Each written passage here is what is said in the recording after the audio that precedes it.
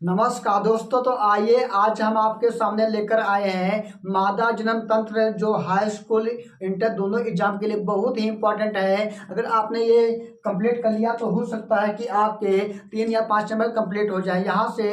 यानी high school में 6 number में प्रश्न पूछा जाता है और जो इंटर की एग्जाम है उसमें 3 नंबर में अगर पूछा जाएगा तो नामांकित चित्र बनाना होता है। इसी प्रकार से इसको नामांकित करना होगा।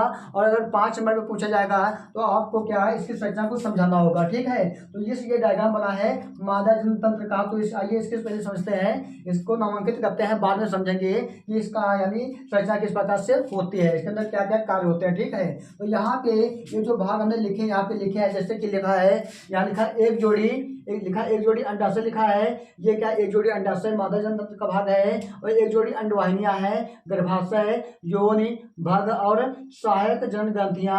बाद इसी में आती हैं, 2 प्रकार की ग्रंथियां आती हैं, एक जोड़ी बाथुल्य की ग्रंथि आती हैं, एक जोड़ी स्तन ग्रंथि आती हैं। ये जो है मादा जनन तंत्र के सभी अंग हैं। ठीक है, यही अंग मिलकर बनाते हैं मादा जनन तंत्र। ठीक है, यही अंग मिलकर बनाते हैं मादा जनन तंत्र बनाते हैं। और क्या होता है, तो यहाँ पे आप समझ लेते हैं कि इसमें अंडाशय कहाँ होते हैं, एक जोड़ी अंडवाहिनियां कहाँ होती है, ये सब कहाँ पाए जाते हैं। तो यहाँ पर देखेंगे अगर, तो यहाँ पे जो ये अंडा के आकार की, यहाँ पे देख रहे हैं अंडा के आकार के 2 संरचनाएं दिख रही हैं। यानी एक 2 हुई तो एक जोड़ी हुई ना, एक जोड़ी हुई तो इन्हीं को बोलते हैं क्या, अंडाशय। क्या बोलते हैं, इनको बोलते हैं अंडाशय। ये क्या है, अंडाशय।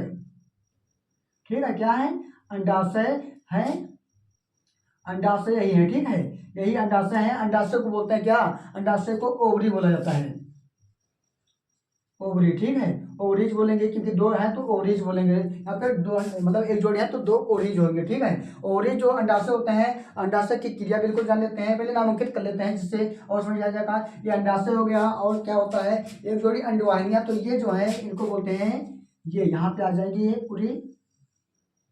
ठीक है, ये क्या है, अंड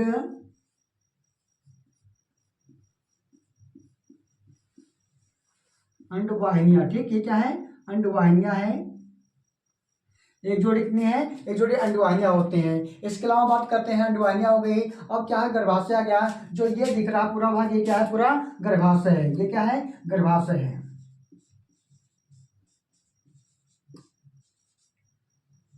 गर्भाशय है। ठीक है, गर्भाशय है, गर्भाशय को बोलते हैं यूट्रस। क्या बोलते हैं,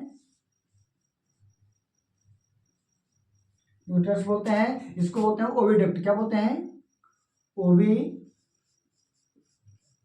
ओविडक्ट्स। ठीक है, तो यहाँ पे गर्भाशय एक ही होता है। बाद में आता है भग, यहाँ पे भग नहीं दिखाया जा रहा है। इसके अलावा फिर नीचे आता है हाँ, भग यहाँ पे आ रहा है, भग नहीं इसमें है, पर यहाँ इसके पहले आता है योनि। यहाँ ये जो भाग है जिसको बोलते हैं योनि। ठीक है, योनि बोलते हैं वजाइना, वजाइना। ठीक है, इस प्रकार से ये हो गया। इसके अलावा आपको क्या, यहाँ पे सहायक जनन ग्रंथियां भी नहीं यहाँ पे दिख रही हैं, और ना ही है एक जोड़ी बाथुल्य की ग्रंथियां, इसमें कुछ भी यहाँ पे नहीं दिखेगा। ये क्या होता है, ये जो होता है शरीर के बाह्य भाग में आते हैं। ठीक, बाह्य भाग में आते हैं यहाँ पे सब कुछ। इतना आपको नामांकित करना है। इसके अलावा और नामांकित करने के लिए इसमें क्या कर सकते हो, ये जो है इसको लिख सकते हो। हाँ, बस इतना नामांकित कर दोगे अगर तो आपके नंबर पूरे मिल जाएंगे। ठीक है, नामांकित करने के लिए। तो आगे बात कर लेते हैं अब क्या, अब बढ़ लेते हैं हम अंडाशय के बारे में। पहले जो अंडाशय होता है, यही क्या होता है, प्राथमिक लैंगिक अंग होता है। अंडाशय क्या होता है, अंडाशय होता है प्राथमिक लैंगिक अंग। मादा में कौन सा प्राथमिक लैंगिक अंग होता है, अंडाशय होता है प्राथमिक लैंगिक अंग। ठीक है, बहुत इंपॉर्टेंट है, यहाँ पे लैंगिक अंग होता है। इसी में क्या होता है, इसी में बनते हैं मादा युग्मक। क्या बनते हैं, मादा युग्मक बनते हैं। ठीक है, मादा युग्मक कहाँ बनते हैं, तो अंडाशय में बनते हैं। अंडाशय में मादा युग्मक, यानी इसको बोलते हैं अंडाणु। क्या बोलते हैं, अंडाणु बोलते हैं। अंडाणु कहाँ बनते हैं, तो अंडाशय में बनते हैं। ठीक है, इसके अलावा क्या होता है, अंडाशय में क्या होता है, अंडाशय में इसके अलावा होता है मादा हार्मोन्स का स्राव। क्या होता है, मादा हार्मोन्स। मादा हार्मोन्स कहाँ बनते हैं, मादा हार्मोन्स भी क्या बनते हैं, अंडाशय में। कौन कौन से मादा हार्मोन्स होते हैं, तो मादा हार्मोन्स 2 होते हैं। कौन कौन से होते हैं, 2 होते हैं मादा हार्मोन्स। जैसा कि एक मादा हार्मोन्स होता है प्रोजेस्टेरोन। क्या होता है, मादा हार्मोन्स होता है प्रोजेस्टे प्रोजेस्टेरॉन होता है एक मादा हार्मोन्स। और दूसरा जो होता है वो होता है आपका, लिखेंगे सही से, प्रोजेस्टेरॉन। जो दूसरा होता है वो होता है एस्ट्रोजन। क्या होता है? एस्ट्रोजन होता है। दो होते हैं मादा हार्मोन्स, बहुत इंपॉर्टेंट है ये मादा हार्मोन्स, पूछे जाते हैं। ठीक है, मादा हार्मोन्स कौन कौन से हैं? तो प्रोजेस्टेरॉन और एस्ट्रोजन ये मादा हार्मोन्स हैं। इसके अलावा इसमें बस इतना ही पढ़ा जाता है अंडाशय के बारे में। ठीक है, और हर महीने में अंडाशय में एक ही अंडाणु का निर्माण होता है। फिर आते हैं, बात कर लेते हैं अंडवाहिनी के बारे में। ये क्या है? ये बोलेंगे, इसको क्या बोलेंगे? ये अंडवाहिनी है। तो अंडवाहिनी के बारे में, अंडवाहिनी या दो है या एक ही साइड में, एक ही साइड में। अंडवाहिनी के बारे में बात कर लेते हैं। जो अंडवाहिनी होती है, अंडवाहिनी का जो ये भाग दिख रहा है इसको बोलते हैं फिम्बरी। क्या बोलते हैं? फिम्बरी बोलते हैं। क्या बोलते हैं? फिम्बरी। ठीक है, फिम्बरी यानी झालर बोलते हैं, हिंदी में क्या बोलेंगे? झालर। ये झालर हो जाएगा। ठीक है, फिम्बरी झालर जो क्या करता है? अंडाशय को पकड़ के रखता है, अंडाशय को पकड़ के रखता है। इसके ऊपर भाग जो आ जाता है वो आ जाता है आपका, आ जाएगा क्या? आ जाएगा इनफंडीबुलम। क्या आ जाएगा? इनफंडीबुलम बोलते हैं।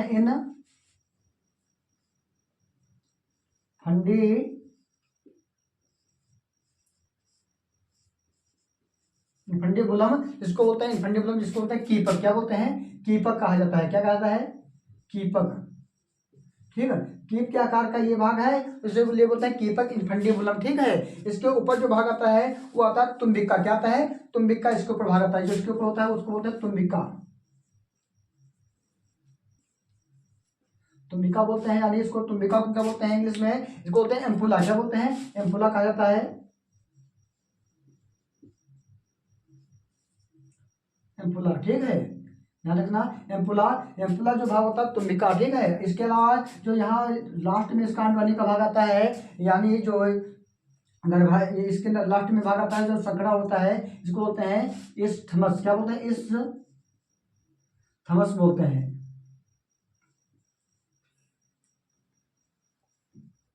इस्थमस जिसको इंग्लिश हिंदी में बोलते हैं संकीर्ण पथ।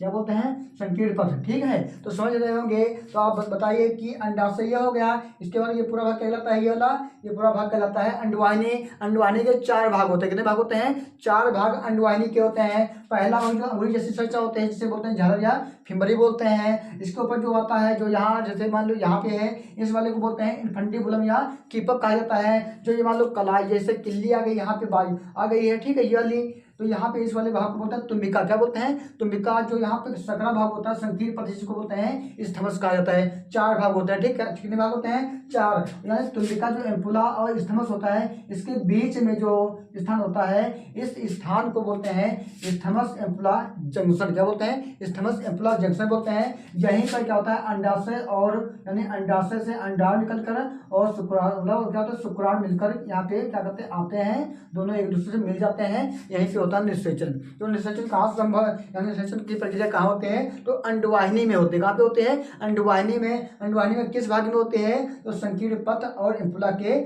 मध्य में, या तुम्बिका के मध्य में होती है। ठीक है, इस प्रकार से यहाँ प्रश्न पूछे जाते हैं। तो अब बात कर लेते हैं, अब ये दोनों जो अंडवाहिनी होते हैं, जहाँ ये दोनों अंडवाहिनी जहाँ पे खुलती हैं, उस स्थान वही बन जाता है क्या? गर्भाशय। क्या बन जाता है? गर्भाशय बन जाता है। ये गर्भाशय है। ठीक, ये क्या पूरा है? ये पूरा गर्भाशय है। गर्भाशय जो है, इसकी जो लंबाई होती है 7.5 सेमी होती है, और जो चौड़ाई होती है, मोटाई होती है, हाँ चौड़ाई होती है, तो हो जाती है, चौड़ाई कितनी हो जाती है? चौड़ाई होती है, हाँ कितनी होती है?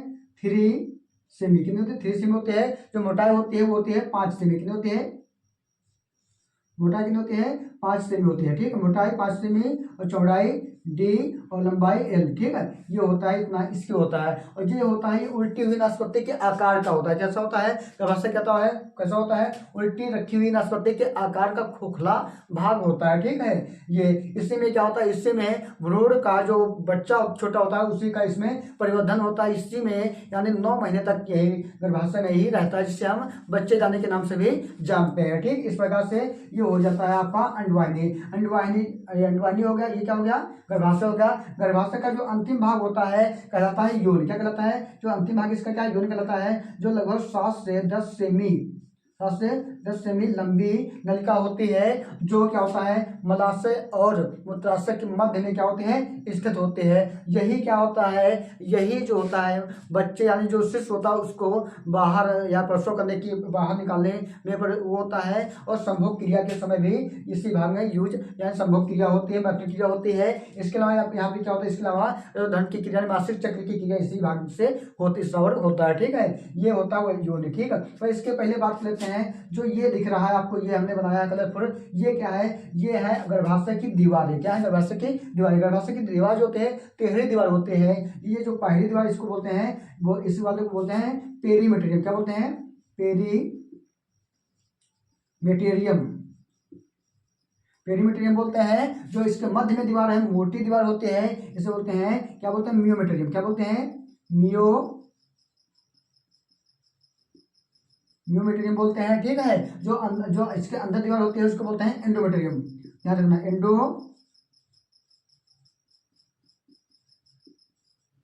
एंडोमेट्रियम बोलते हैं। वेरी वेरी इंपॉर्टेंट, बाहरी दीवार को क्या बोलते हैं, बाहरी पेरीमेट्रियम बोलते हैं। जो बाहरी दीवार है जो पतली होती है, ठीक है, और जो मेरिमेट्रियम जो मोटी होती है, और ये जो पेशी स्तर की बनी होती है, इसलिए इसको बोलते हैं मेरिमेट्रियम में मध्य स्तर बोलते हैं। जो अंदर होता है इसे बोलते हैं, जो ये होती है अंदर होती है, इसलिए इसको बोलते हैं एंडोमेट्रियम। ठीक है, इस प्रकार से ये पूरी इसकी संरचना होती है। और इसमें क्या होता है, ये हमने समझ लिया है, और इसको भी समझ लिया है, इसको भी समझ लिया, इसको भी समझ लिया।